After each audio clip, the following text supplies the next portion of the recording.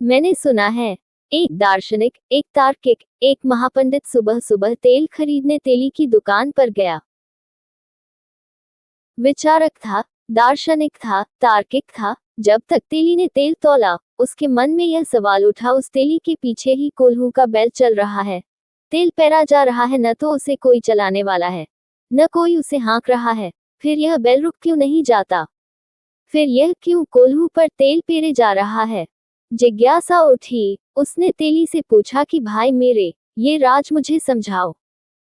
न कोई हाँकता, न कोई कोल्हू के बैल के पीछे पड़ा है। ये दिन रात चलता ही रहता, रुकता भी नहीं। उस तेली ने कहा, जरा गौर से देखो, उपाय किया गया है। उसकी आंख पर पट्टियां बंधी हैं, जैसे तांगे में चलने वाले घोड़े की आंख पर पट्टियां बांध देते हैं, ताकि उसे सिर्फ सामने दिखाई पड़े। इधर उधर दिखाई पड़े तो झंझट हो। रास्ते के किनारे घास उगा है तो वह घास की तरफ जाने लगे। इस रास्ते की तरफ नदी की धार बह रही है तो वह पानी पीने जाने लगे। उसे कहीं कुछ नहीं दिखाई पड़ता, उसे सिर्फ सामने रास्ता दिखाई पड़ता है। कोल्हू के बैल की आंख पर पट्टियां बांधी हुई हैं। उस तेली ने कहा।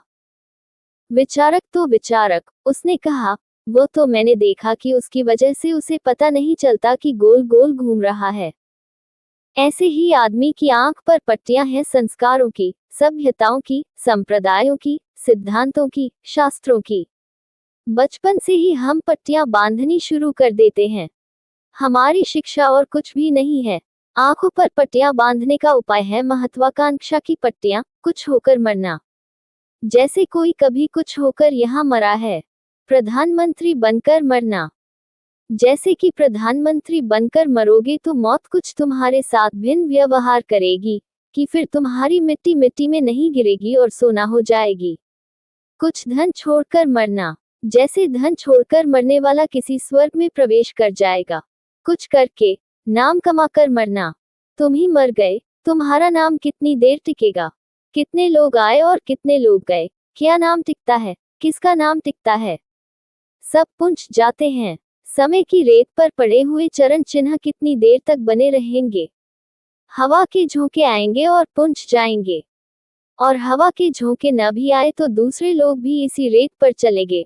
उनके पैरों के चिन्ह कहाँ बनेंगे? अगर तुम्हारे चिन्ह बने रहे तो बड़े से बड़े नामवर लोग होते हैं और मिटते चले जाते हैं, और उनके नाम भूलते चले जाते हैं। सब धूल में समा जाते हैं।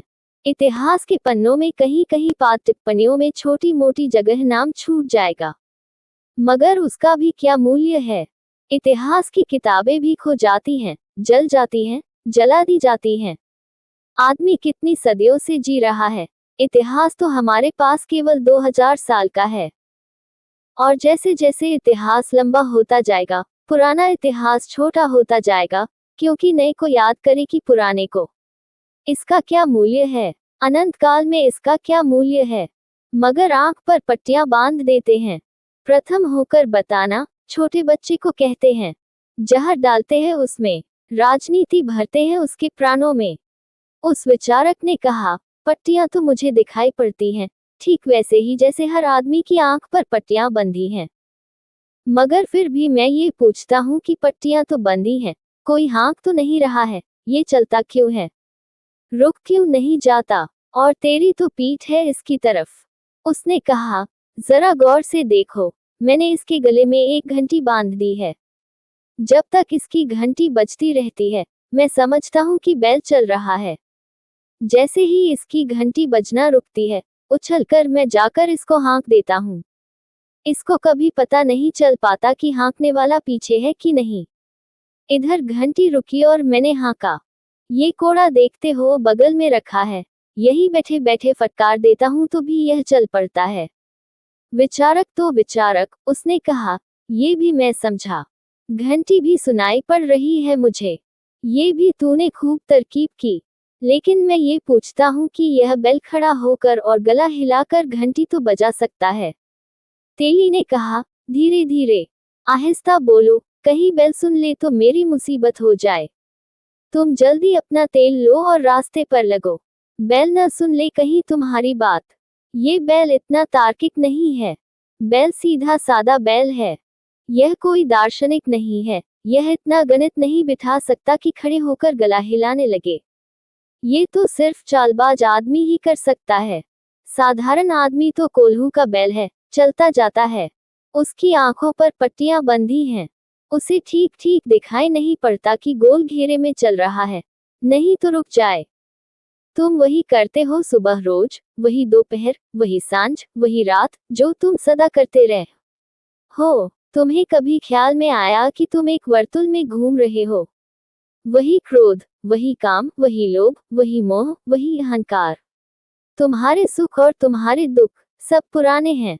वही तो तुम कितनी बार कर चुके हो, और उन्हीं की तुम फिर मांग करते हो। फिर तुम गोल वर्तुल में घूम रहे हो और सोचते हो तुम्हारी जिंदगी यात्रा है।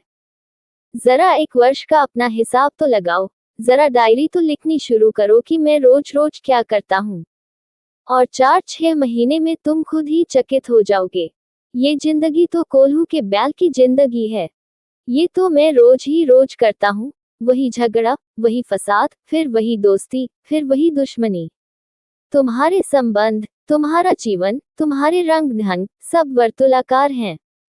इसलिए तुम्हारी जिंदगी में कोई निष्कर्ष आने वाला नहीं है। तुम कहीं पहुंचोगे नहीं। तुम चलते चलते मर जाओगे, और फिर किसी गर्भ में पैदा होकर चलने लगोगे। इसलिए हमने इस वर्तुलाकार चक्कर का ही नाम संसार दिया है। संसार शब्द का अर्थ होता है चाक, जो चाक की तरह घूमता रहे। तुम्हारी जिंदगी एक चाक की तरह घूम रही है। इसलिए ज्ञानी पूछते हैं, इस आवागमन से छुटकारा कैसे हो? इस चाक से हमारा छुटकारा कैसे हो? ये जो संसार का चक्र है, जिसमें हम उलझ गए हैं, इसको हम कैसे छोड़ें? कठिनाई तो तब शुरू होती है, जब तुम्हारी जिंदगी में थोड़ी सी झलक मिलती है राह की। आंख तुम्हारी थोड़ी सी खुलती है, तुम्हारी पट्टी थोड़ी सी सरकती है आंख पर बंधी, तुम में थोड़ा होश आता है। क्योंकि तुम्हारे गले में भी घंटियां बंधी हैं और घंटियां बजती रहती हैं, ओशो।